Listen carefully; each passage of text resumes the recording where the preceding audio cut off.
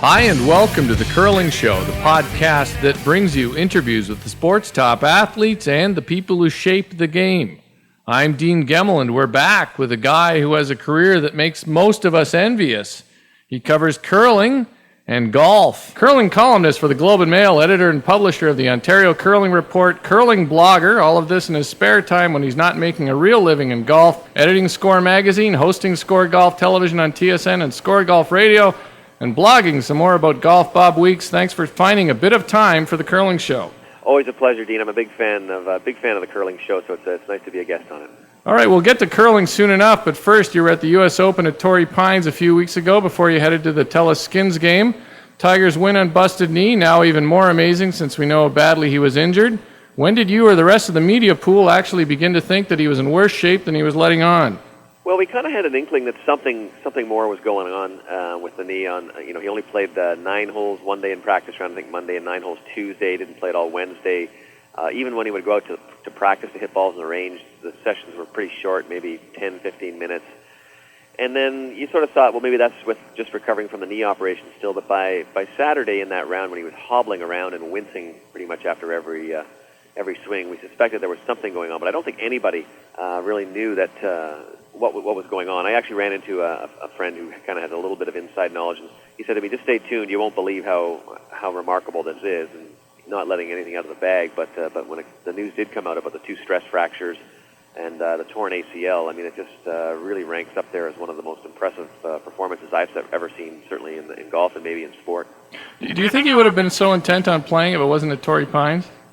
I don't think so. You know, he let on that was really one of the main reasons he wanted to go there. I know he was excited from it. When they announced that stop 6 years ago, he was very excited about playing there because, of course, he's had so much success, and he played the course as a junior and through amateur golf as well. So he really loved Torrey Pines, and he had set his goal after the operation, the first operation after the Masters, on getting back in time for that. So I think if it had been the maybe the Greater Milwaukee Open, I don't know if he would have been so quick to play. Yeah, or a track that he almost wins on all the time, doesn't he? So. Yeah, exactly. Hey, we know plenty of curlers golf, of course, so there's lots of comparisons between the two sports by players and builders of the game. As ill-advised as some of them probably are, considering the huge differences in where the sports are in their development and even where they both started from. I'm talking to a guy who covers golf and curling, so I think we have to wade into it a bit. Let's start with some of the challenges in both sports. As much as curlers might envy golf's resources and reach, it's also seen participation level off, and the tour is about to find out how important Tiger is to it. When it comes to participation, do you think golf and curling are facing some of the same hurdles, including changes in society that make it tougher for people to devote as much time to the sport as they once did? Yeah, certainly I think so. Both sports are of Scottish descent, and so they come over with a lot of the same kind of demographic of people playing it. And I think that's one of the biggest challenges. Golf, the numbers are bigger than curling, obviously, but they are starting to flatten out a little bit. And there's some indications that in certain demographics are actually on decline.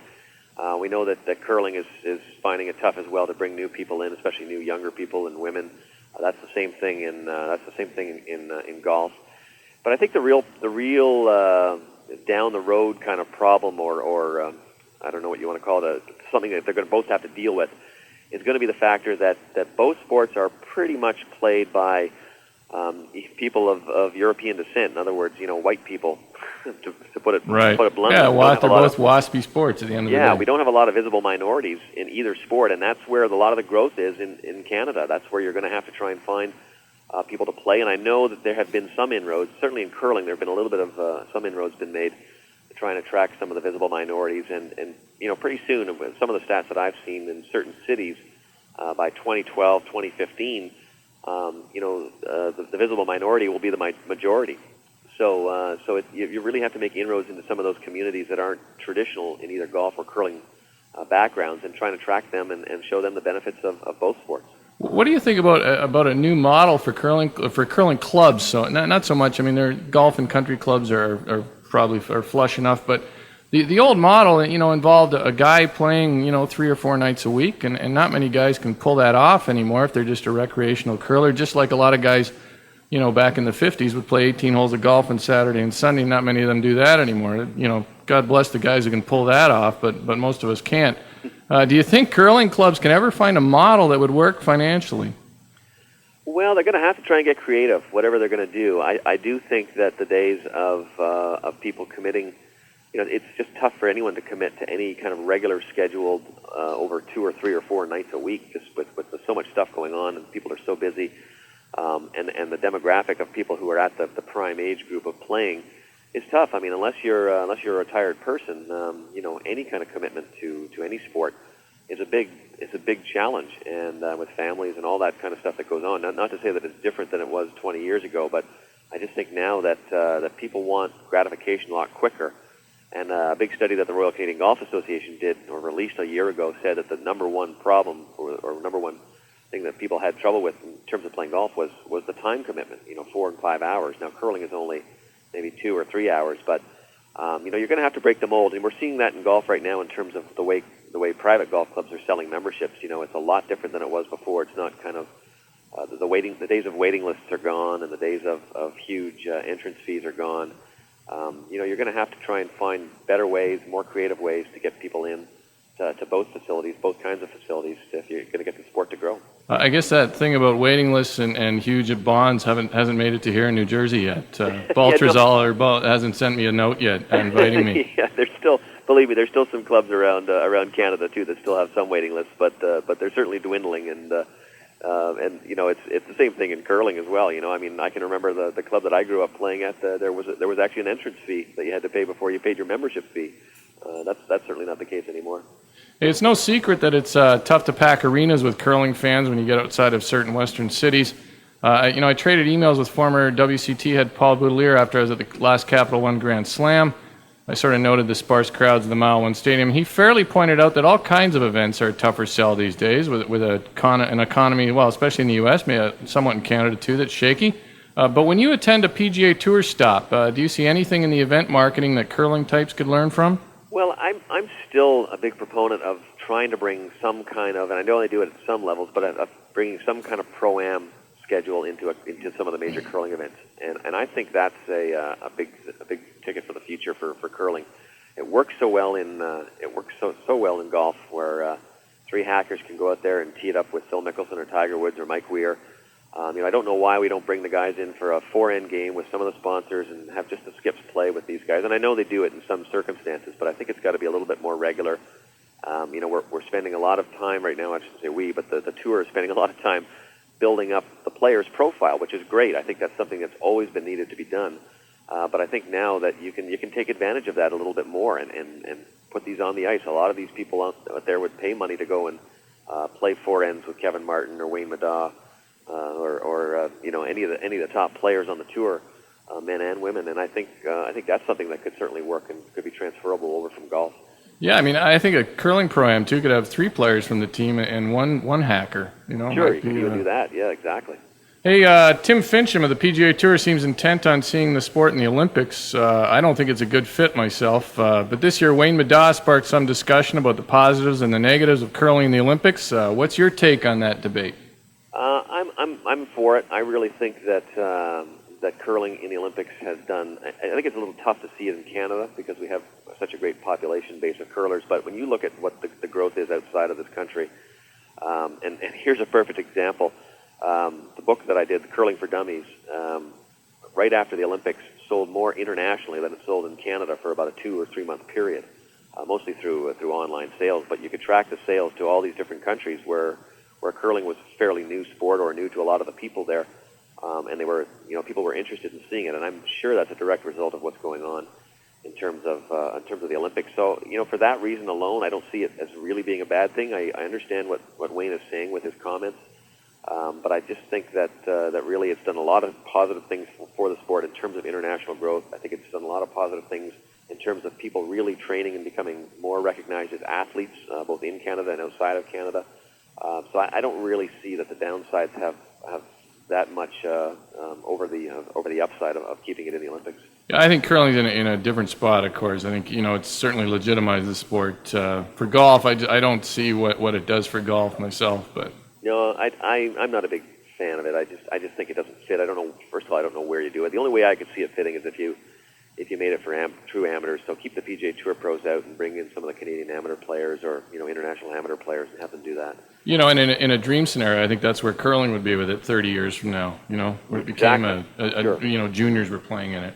Yep, and that can work. But golf in the Olympics to me would be a little bit like golf and tennis. I mean, tennis in the Olympics was great for the first couple times, but now nobody really, the top players aren't playing, and nobody really even knows or pays much attention to the Olympics. Still the major championships in tennis and in golf are going to be the biggest events no matter what. And in curling, it's a little bit different. The Brier is great, but in terms of an international championship, the Olympics has really become the pinnacle. Yeah, tennis is an interesting comparison. You know who won gold in both the singles and doubles at the Athens game? See, I don't. I have no idea. The guy won, Nicholas Massou of Chile. I had no idea who this guy is. I don't even know if he still plays. Well, how about Daniel Nestor? He won gold in the doubles at one Olympics, and I don't think people recognize him as fine Canadian tennis pro, but I don't think people recognize him as a gold medal winner either. Tennis is a sport for no one to follow, I think, really, right now. There you go. I'll agree with you on that one. Yeah. Hey, you've noted in your blog and elsewhere that the crowds at many curling events seem a bit, and I mean no disrespect here, geriatric, and that organizers seem compelled to cater to that crowd, which only makes some younger people continue to think it's not a sport for them. You pointed out it was the old chicken and egg dilemma. You also did write that it seems like it was the same story 15 years ago, so maybe it wasn't the end of the world. But that said, do you have any thoughts on how curling can attract a younger demo? Well, I keep praising the tour, but I think that to a certain extent they're doing some right things. And one of the things to me would be anyone under 16 and under to any event, whether it be the Brier or whatever, gets a free ticket. Bring them on in. Let them come in. Let them sit down. You got to get rid of the high school. I love the local talent and stuff, but you got to get rid of the high school bands playing before the draws at the Brier and the Scotties, and I mean those kind of things are just sort of perpetuate the image. And that, to me, is the big thing. If you can switch the image, and it's probably the press, myself included, who are the ones who are looking at this and writing about it. But the more you write about it, and the more you see it on TV, the more it becomes reality. The perception becomes reality, and it's just you've got to bring these sports into the 2000s. I mean, you go to a Toronto Raptors basketball game or any NBA game right now, and see what goes on there, and that's something that curling could learn from. And I'm not saying you have to have big light shows and things before everything, but you've really got to bring the sport in and mindful of the traditions, but you've got to bring the sport into the era where these kids are going to enjoy it and maybe do some different things. Maybe have a like a skills competition, like a fast rock competition or something. Do some different stuff that will attract younger people. And once you get them in the door and get them staying there and seeing things going on, then I think you might be able to keep some of them. And that's the way it's going right now. It's really looking pretty old out there when you go and look at a crowd at any of these events. Yeah, I mean, it is. It surely is, and I think you're dead on that we have to find a way to make the entertainment and a few of these other things a little more contemporary. Another thing, a similar vein, sort of, I've been thinking about lately. We've all seen Tiger Woods, on the golf course, throw clubs, curse, whatever. And, he's been tweaked a few times by the media for it. But most golf fans tend to look past it and tend to like that intensity. Compare that with curling fans who seem to think that whenever a guy shows a bit of intensity or fire, it's the end of the world. Why do you think our fans seem to want the top players to behave as though they're competing for the Thursday night trophy? Well, I think part of it has to do with the age of the audience. I think if you're an older person, you're probably not as willing to kind of accept that kind of stuff because you've curled for 30 years and you've curled in the Thursday night league, as you said.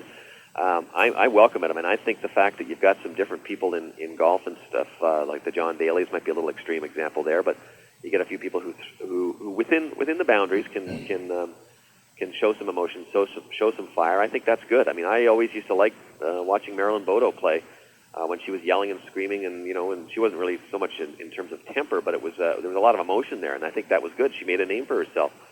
And don't forget, 1986. I mean, that Battle of the Sexes game was like on the front page of the Toronto Star.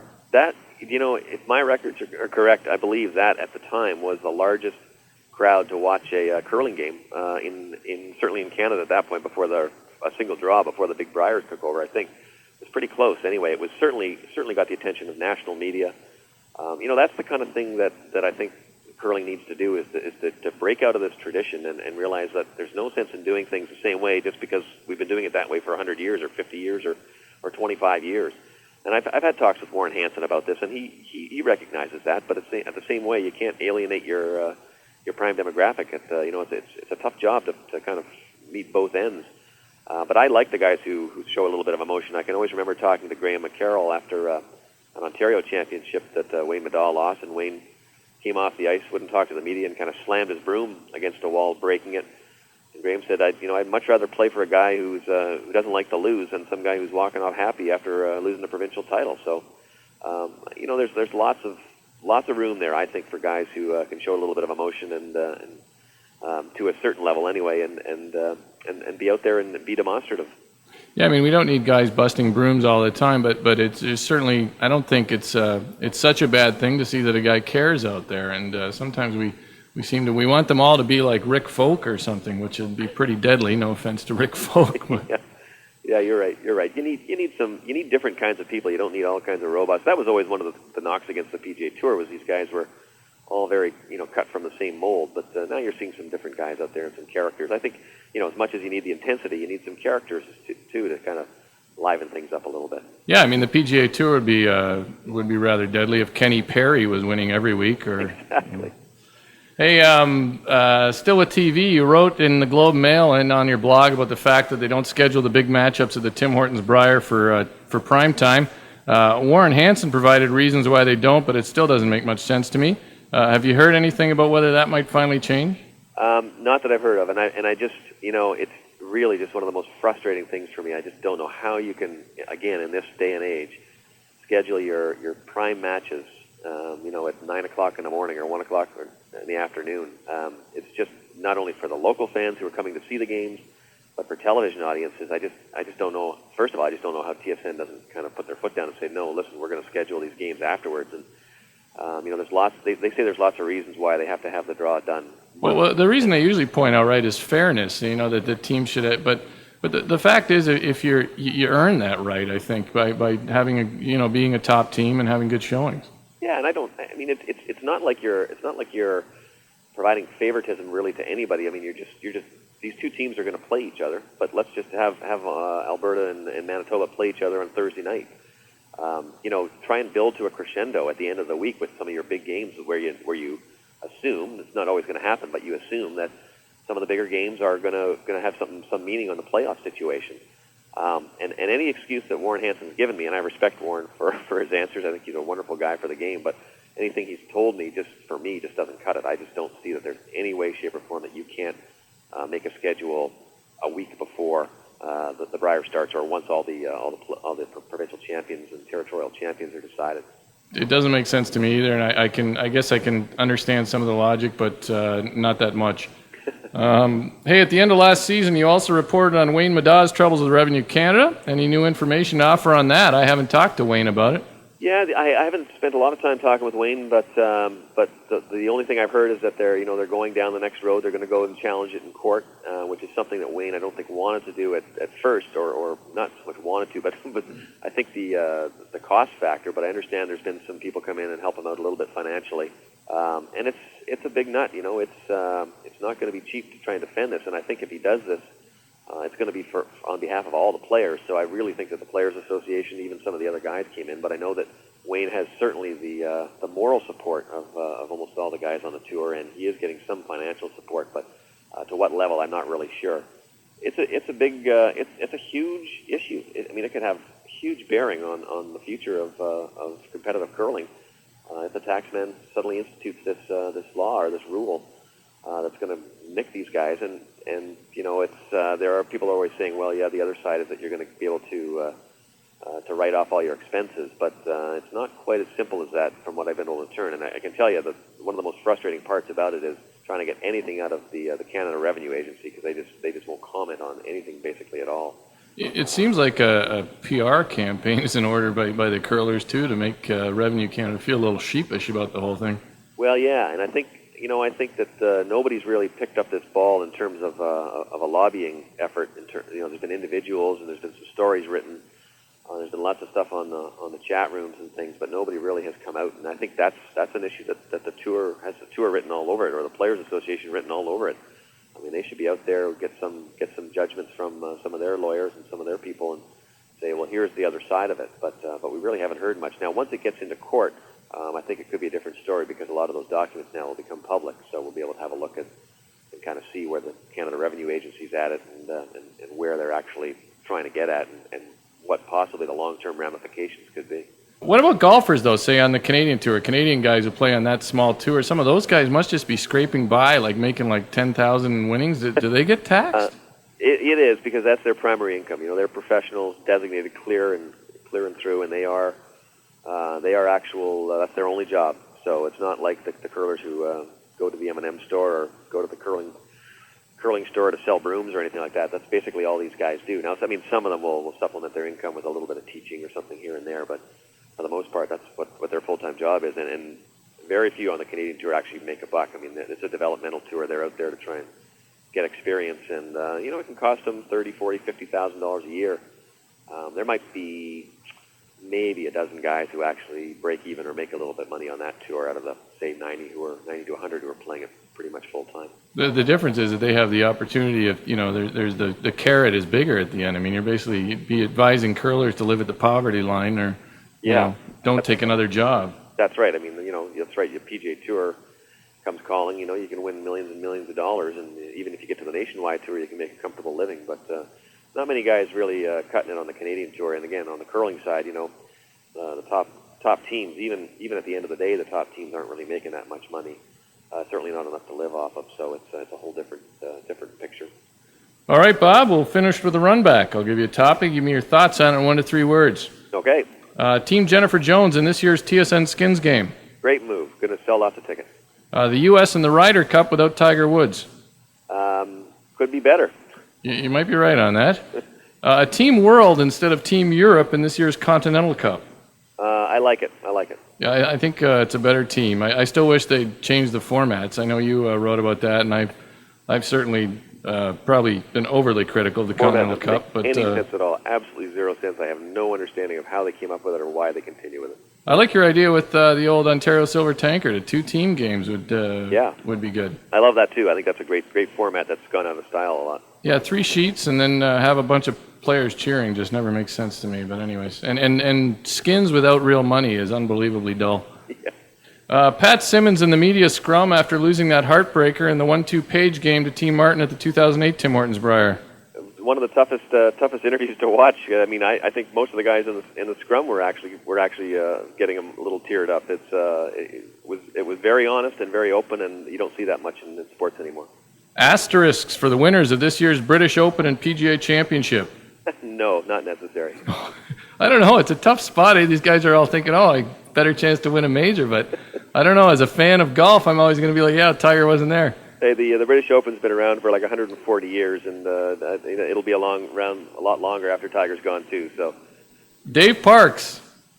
Hope he's enjoying his retirement. Greg Stremlaw. Lots of promise, but I'd like to see some action this year. John Kawaja. Big boy in the golf business around the world right now, and he's come a long way from when he used to skip me. Did you see John out in California? I did. We had dinner at his house or at a party that he threw or TaylorMade threw, and he was reveling in it. I don't know if people know, but he is basically the number 2 guy at TaylorMade Adidas Golf, and has done very, very well for himself. Smart guy. He always was. Always knew he'd go far. Do you know if Kawaja ever uses that death stare in a meeting? I think he might. I did actually hear a funny story that they had a big sales meeting for TaylorMade, and they put on about a 2.5-minute story that I did on John curling, and at the end of it they put on about 30 seconds nonstop of him screaming curling instructions, and nobody, well, maybe about 4 or 5 people at TaylorMade, they had the whole company there, actually knew that John had been a curler, so the cat came out of the bag pretty quickly. I think people don't give him enough credit, actually, because back in the 80s, he was like the first guy who was sort of cool looking on the curling ice. I mean, he was playing with, 3 old guys there, and as a teenager, I remember thinking, wow, this guy's young and looks like women might actually meet him in the bar afterwards and things like that. I can attest to that. They did. Yeah, it's. I don't think he gets enough credit for making a lot of junior curlers in the 80s think curling wasn't quite the nerd sport it was made out to be. Well, and he combined that with good talent. When I did the book with Russ Howard, Russ said at one point he figured John Kawaja was probably the best curler he'd ever seen. So good talent, and he's still being successful off the ice now. All right, that synchronized swimming honcho so intent on criticizing Mike Harris on her blog. knows absolutely nothing, so she should keep quiet. That woman is just something else. At least we know synchronized swimming is in worse hands than curling. Yeah, it's hard to believe, but Canadians who coach curling teams from other countries. I have no problem with it. Analyst Russ Howard. He's very good and will become even better. Analyst Ed Wernick. Would love to see that. Well, he did the Ontario thing, right? The Ontario final. I'd love to see him. He was good in the Ontario's. I've seen him before. I'd love to see him on TSN. Yeah. And finally, the Strauss Herb Company's television commercials.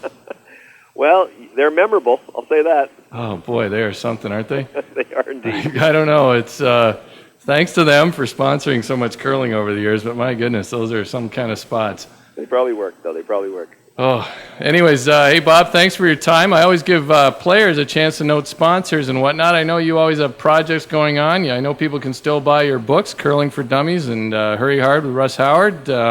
Any other thing you want to mention? Well, I do have a new book coming out this fall. It's called Curling, Etc., and it's let's say people who are familiar with the Uncle John's bathroom readers, it's something like that. It's just a collection of 150,000 different little things about curling. Some of them are interesting, and some of them are different, and some of them are weird. And so that's been coming out by John Wiley. Should be out, I think, just around the time curling season starts. All right, great. Well, thanks for your time, Bob.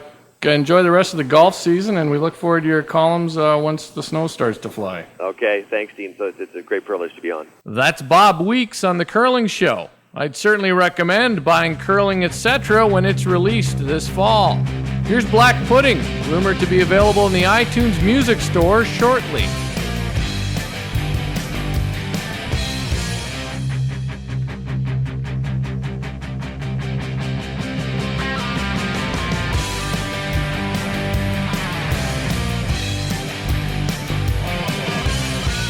I'm a day old bear clown, left out